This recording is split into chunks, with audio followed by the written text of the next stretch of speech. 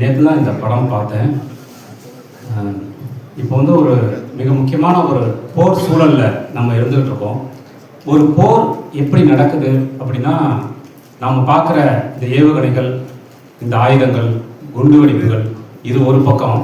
இன்னொரு பக்கம் சத்தம் இல்லாமல் ஒரு கருத்தியல் போர் நடக்குது. அதுதான் ரொம்ப முக்கியமான விஷயமா நான் பார்க்குறேன். முதல்ல கருத்தியல் போர் தான், அதன் பிறகு தான் அணு ஆயுத போர். இஸ்ரேல் அப்படிங்கிற ஒரு தேசம் எப்படி உருவானுச்சு அப்படின்னு ஒரு உண்மை கதை இருக்கு. இஸ்ரேல் வந்து பாலஸ்தீனத்தின் நிலப்பரப்பை ஆக்கிரமித்து இஸ்ரேல் என்கின்ற ஒரு தேசத்தை கட்டமைக்குது. அதை செய்யறது வந்து உலகம் முழுவதும் இருக்கக்கூடிய யூத முதலாளிகள் சேர்ந்து அமைத்திருக்கிற சியோனிச அமைப்பு அப்படிங்கிற அமைப்பு.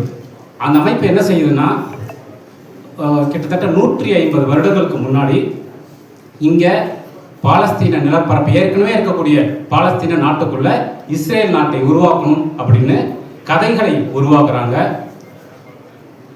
1900களில் அவங்க செஞ்ச முதல் காரியம் ஒரு பேங்க் உருவாக்குறாங்க, ஒரு வங்கி.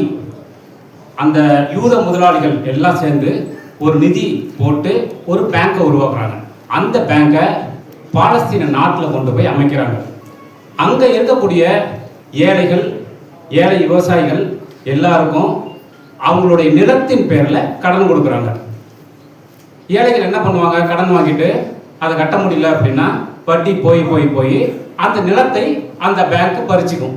அப்படிதான் இன்று உருவாக்கப்பட்ட இஸ்ரேலின் பாதி நிலப்பரப்பு அவங்கள்ட்ட பறிக்கப்பட்ட நிலம். அப்படி ஒரு தேசத்தை உருவாக்குவதற்கு முதல் கட்டமாக பேங்க், ஒரு வங்கியை உருவாக்கிய அந்த யூத முதலாளிகள் இரண்டாவதாக செய்த காரியம் ஒரு திரைப்பட கழகத்தை உருவாக்கியது. அப்ப அவங்க வந்து ரொம்ப தெளிவா 100 வருடங்களுக்கு முன்பே உணர்ந்த விஷயம், ஒரு தேசத்தை உருவாக்க வேண்டும், ஒரு கருத்தியலை பரப்ப வேண்டும், ஒரு யுத்தத்தை நடத்த வேண்டும் என்றால் பணத்திற்கு பிறகு அடுத்ததாக செய்ய வேண்டியது கலை. அது மட்டும்தான் அப்படிங்கிறது தான் அவங்க உருவாக்கின விஷயம். அப்படி 1913 இஸ்ரேல் தேசம் அமையவிருக்கிற இஸ்ரேலிய தேசத்தை பற்றி ஒரு டாக்குமெண்ட்ரி எடுக்கிறாங்க அவங்க. அந்த டாக்குமெண்ட்ரி ஏன் வந்து பாலஸ்தீனத்தில் இஸ்ரேல் நாட்டை உருவாக்கணும், அது நமக்கான நிலம் அப்படிங்கிற ஒரு விஷயத்தை உருவாக்கி ஒரு டாக்குமெண்ட்ரி உருவாக்குறாங்க. அன்றிலிருந்து இன்று வரை தொடர்ந்து இஸ்ரேல் யூத அமைப்புகள் திரைப்படங்களை எடுத்துக்கிட்டே இருக்காங்க. ஒரு நெரேட்டிவ் செட் பண்ணுறதுக்கு திரைப்படங்களை எடுத்துக்கிட்டே இருக்காங்க. 1948ல் இஸ்ரேல் ஒரு தேசம் உருவான பிறகு அவங்க செஞ்ச முதல் விஷயம், இராணுவத்தில் திரைப்பட பிரிவு அப்படின்னு ஒன்று உருவாக்குறாங்க. ஒரு பக்கம் ஆயுத பயிற்சி, இன்னொரு பக்கம் திரைப்பட கருவிகளை வைத்து அங்கே இருக்கக்கூடிய இளைஞர்களுக்கு ஒரு திரைப்படம் உருவாக்குவதற்கான பயிற்சி. இது ரெண்டையும் கொடுக்குறாங்க. இதற்கு எதிராக பாலஸ்தீன் என்ன பண்ணுதுன்னா, நிறைய டாக்குமெண்ட்ரிஸ், நிறைய இண்டிபெண்டன்ட் ஃபிலிம் மேக்கர்ஸ் உருவாக்குறாங்க. அவங்கள்ட்ட அதிகாரம் கிடையாது, ஆனால் தங்களால் முடிந்த சின்ன சின்ன கேமரா வச்சு கிட்டத்தட்ட 1940களிலிருந்து குட்டியாக அழகான படங்கள் உருவாக்குறாங்க. ஒரு பக்கம் யூதர்கள் எடுக்கக்கூடிய பிரம்மாண்டமான படங்கள், கிட்டத்தட்ட துரந்தர் மாதிரி அந்த மாதிரியான படங்கள். இன்னொரு பக்கம் பாலஸ்தீன் எடுக்கக்கூடிய குட்டியான அழகான படங்கள், மனிதத்தை பேசுகிற, அன்பை பேசக்கூடிய அழகான படங்கள். இந்த இரண்டும் தொடர்ந்து கிட்டத்தட்ட 100 வருடங்களாக ஒரு கருத்தியல் வாரை வந்து அந்த நிலப்பரப்பில் உருவாக்கிக்கிட்டே இருக்கு. அதே மாதிரிதான் உலகம் முழுவதும் அமெரிக்க குடியரசு உருவாகின போதும் இப்படி திரைப்படங்கள் எடுக்கப்பட்டது. ஈரான் ஏராளமான திரைப்படங்களை உலகிற்கு தங்களுடைய கலாச்சார பண்பாட்டு தளத்திலிருந்து தந்திருக்கு. ஆனால் உலகத்தின் மிக முக்கிய முன்னோடி மொழியாக சொல்லப்படுகிற தமிழிலிருந்து அப்படியான படங்கள் வரவே இல்லை. குறிப்பாக ஈழத்திலிருந்து.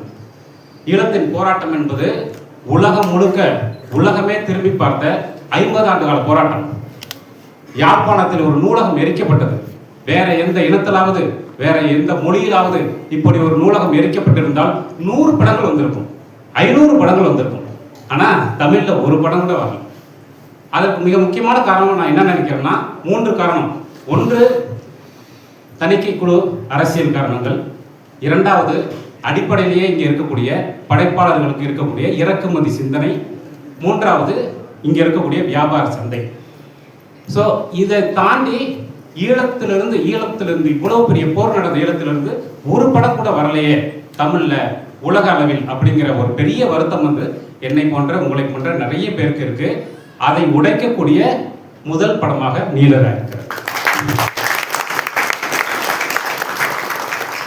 அதுதான் ரொம்ப முக்கியமாக சோமிதரனுக்கு நான் சொல்ற நன்றி என்னன்னா, உலகம் முழுவதும் இன்று இருக்கக்கூடிய போர் சூழலில் ஈழ சினிமா என்ற ஒரு வகையை ஏற்படுத்தியிருக்கு. ஏற்கனவே ஜான் மகேந்திரன் தொடர்ந்து எடுத்திருக்காங்க குட்டி குட்டியா. ஆனால் மாடர்ன் சினிமாவில் மிக முக்கியமாக மிக நேர்த்தியாக எடுக்கப்பட்ட முதல் ஈழ சினிமான்னு நான் ஈழராவை சொல்லுவேன். அதுக்கு வந்து சோமிதரனுக்கு நன்றி.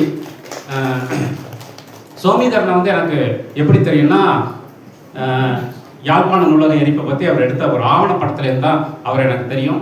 அதிலிருந்து மிக வலிமையாக தொடர்ந்து தன்னுடைய எழுத்தின் மூலமாகவும் கேமரா மூலமாகவும் ஈழத்தை இந்த உலகத்திற்கு தெரியப்படுத்தணும்னு இயங்கிக்கிட்டே இருக்கக்கூடிய ஒரு மனிதனாக எனக்கு தெரியும். அதன் உச்சமாக நீலராவை எடுத்திருக்கீங்க, ரொம்ப சந்தோஷம். கார்த்திக் சுப்பராஜ் மாதிரி ஒரு தயாரிப்பாளர் இல்லைன்னா இது நடந்திருக்காரு. அதனால் கார்த்திக், தேங்க்யூ கார்த்திக். ஏன்னா இந்த மாதிரி படங்களை வந்து பேச வேண்டியது வந்து எங்களை போன்ற படைப்பாளர்களின் கடமை. அதை நீங்கள் தோளில் தூக்கி இன்றைக்கி எடுத்துகிட்டு வந்திருக்கிறது மிகப்பெரிய விஷயம். தேங்க்யூ. உங்களை மாதிரி ஆளுங்க இல்லைன்னா இந்த மாதிரி படங்கள் வராது. ஏன்னா தயாரிப்பாளர்கள் தான் ரொம்ப முக்கியம் இந்த மாதிரி படத்தை எடுக்கிறதுக்கு. ரொம்ப முக்கியமாக இந்த படத்தை பற்றி நான் சொல்ல வேண்டிய ஒரு விஷயம் என்னென்னா, இந்த படம் யுத்தத்தை பற்றி பேசுது. ஆனால் இந்த படத்தில் ஒரு வன்முறை காட்சி கூட இல்லை. ரொம்ப முக்கியமான விஷயம் என்னென்னா, இந்த படத்தில் ஒரு வன்முறை காட்சி கூட இல்லை. ஆனால் இந்த படம் வந்து ஒரு மிகப்பெரிய யுத்தத்தை பற்றி பேசுது. அதே மாதிரி இந்த படம் தணிக்கை குழுவிலிருந்து வந்ததுக்கு உங்களுடைய பிரில்லியன்ஸ் தான் காரணம். அது வந்து ரொம்ப முக்கியமான விஷயம். அதுதான் உங்கள்கிட்ட என்னை போன்றவர் கற்றுக்க வேண்டிய முக்கியமான விஷயம் நான் நினைக்கிறேன். இன்னொரு முக்கியமான விஷயம், இந்த படம் எங்கேயுமே ஹர்ட்டை கிரியேட் பண்ணல. எதன் மேலும் ஹர்ட்டை கிரியேட் பண்ணல. தங்களுடைய சொந்த மக்கள் சாகக்கூடாதுன்னு நினைக்கிற ஒரு போராளி குழு, நாம் வந்திருக்கிறது சண்டைக்காக இல்லை சமாதானத்துக்குன்னு சொல்லக்கூடிய இந்திய அமைப்பதையை சேர்ந்த ஒருத்தவர். இப்படிப்பட்ட கதாபாத்திரங்களை இந்த படம் முழுவதும் வச்சிருக்கீங்க. இந்த படம் எங்கேயுமே வெறுப்பை விதைக்கலை அப்படிங்கிறது நான் ரொம்ப முக்கியமான விஷயமா பார்க்குறேன். ஏனென்றால் இன்று நாம் செய்ய வேண்டிய முக்கியமான கடமை, படைப்பாளர்கள் செய்ய வேண்டிய கடமை இருக்கிறது வெறுப்புக்கு எதிராக நாம் மனிதத்தை பேசுறது தான் அப்படி முக்கியம் நான் நினைக்கிறேன்.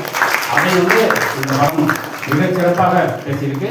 இது எல்லாத்தையும் தாண்டி ஈழ அரசியல் பற்றியோ அல்லது உலக அரசியல் பற்றியோ எந்த புரிதலும் உங்களுக்கு இல்லைன்னா கூட இந்த படம் ஒரு த்ரில்லராக உங்களை என்கேஜ் பண்ணும். அப்படி ஒரு சிறப்பான சினிமாவே சூப்பராக இருக்குது. இப்படி ஒரு அற்புதமான அர்த்தமுள்ள படைப்பை தமிழுக்கும் இந்திய சினிமாவுக்கும் அளித்த சோமிதரன் உள்ளிட்ட படக்குழுவினர் அத்தனை பேருக்கும் என்னுடைய வாழ்த்துக்கள். நன்றி.